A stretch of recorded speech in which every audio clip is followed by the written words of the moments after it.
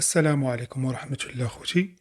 مرحبا بكم في هذا الفيديو لمتابعة أشغال الملاعب وأوراش البنية التحتية المغربية.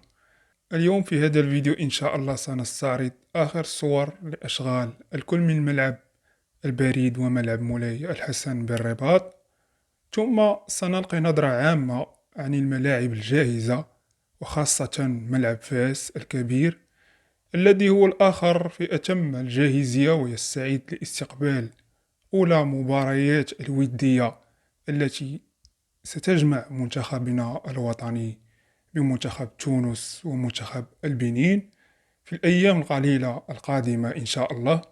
هذه هي صور ملعب مولاي الحسن، الأشغال متواصلة على قدم وساق، ما تبقى إلى أشهر قليلة لتسليم الملاعب إلى الاتحاد الإفريقي استعدادا لاستقبال أولى مباريات نهائية لكأس إفريقيا.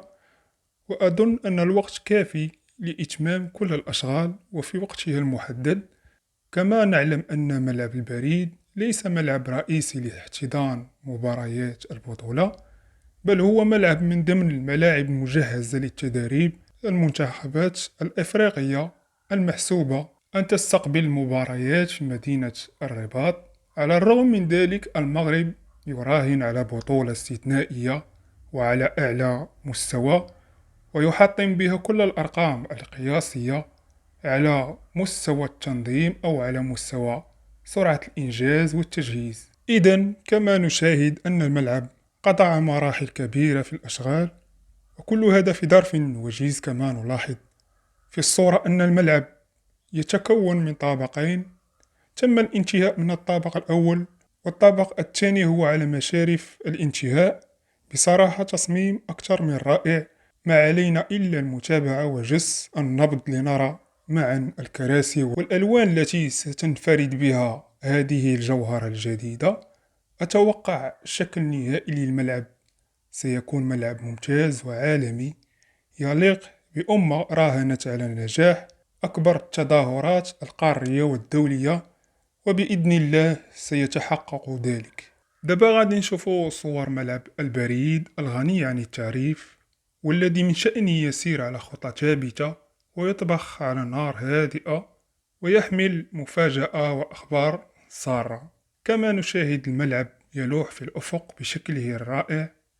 بصراحة كفاءات المغربية أبانت على علو كعبها في المجالات الهندسية، وأصبحت تنافس الشركات العملاقة في هذا المجال. فكيف ومتى أن مشروع من هذا الحجم ينجز في ظرف 6 إلى 9 أشهر، وليس لوحده بل 4 ملاعب في مدينة الرباط فقط، وليست ملاعب عادية بل هي ملاعب من النوع الحديث، وقس على ذلك الملاعب الأخرى. على العموم كما نشاهد الملعب تم الانتهاء من المدرج الإسمنتي، وهو في مرحلة التسقيف والشروع في سحب الآليات العملاقة من داخل أرضية الملعب، مما يؤكد على أن الملعب يستعد لمراحله الأخيرة، وهي تجهيز أرضية الملعب ووضع الكراسي.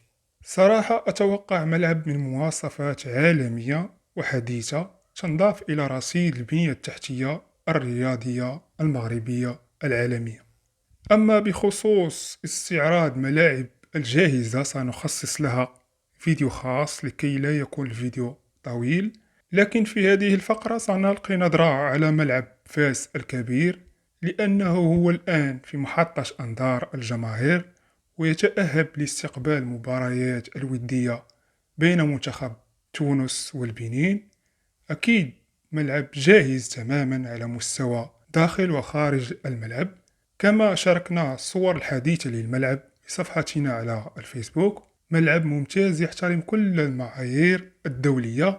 للأسف بعض الجماهير تتساءل لماذا لم يتم تغطية الملعب وإزالة المضمار، وهذا حق، لكن في حد علمي أن الملعب سيخضع لمرحلتين من التجهيز.